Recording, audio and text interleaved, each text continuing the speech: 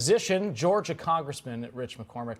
Congressman, you're a medical doctor. I want to get your reaction to the mental acuity aspect of this whole thing. And Biden's, he continues to mix up these world leaders. What do you make of him in public when he makes these remarks?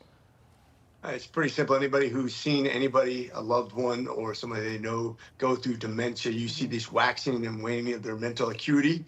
What we're seeing with this president isn't just a soundbite over the course of several years. We see it almost every single day.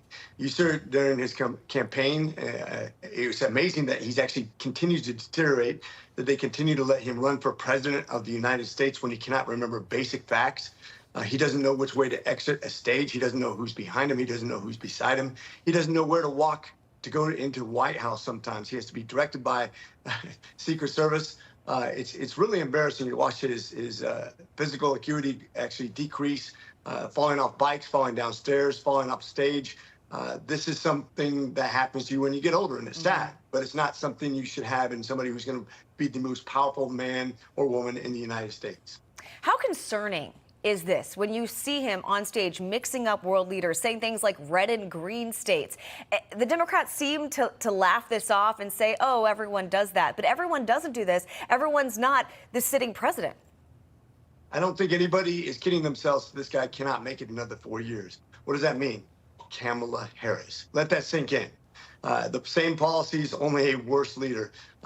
Somebody who doesn't need to be senile in order to lead us in the wrong direction. The fact that his handlers are allowing him to try to sell something that you cannot sell. I mean, his policies are already horrible. We know that. We know his handlers are pushing those on him, whoever his handlers are. But the fact that he cannot sell any product that they have actually puts him at the worst disadvantage in this election you could possibly imagine. He's the perfect candidate for us, by the way.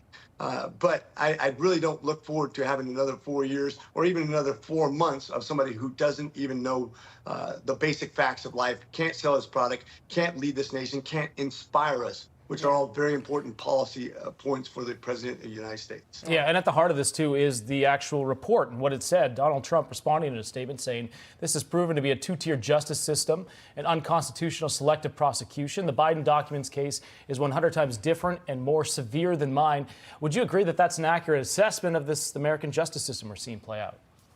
It is. If you look at what evidence can be used against you, if you look at what Biden said on TV, has admitted to quid pro quo trying to get his son off by firing a prosecutor or you don't get money. And then to see documents that could support that could literally be used to prosecute him, to impeach him, and to dismiss it because he's just an old guy who can't remember things. That is a two-tier system. That is not a blind system of justice. That is biased based on something that should never come into a legal system. It is two-tiered and it's egregious. All right, Congressman McCormick, thank you so much for waking up with us the morning after the Super Bowl. We appreciate you. Thank you. Semper Fi.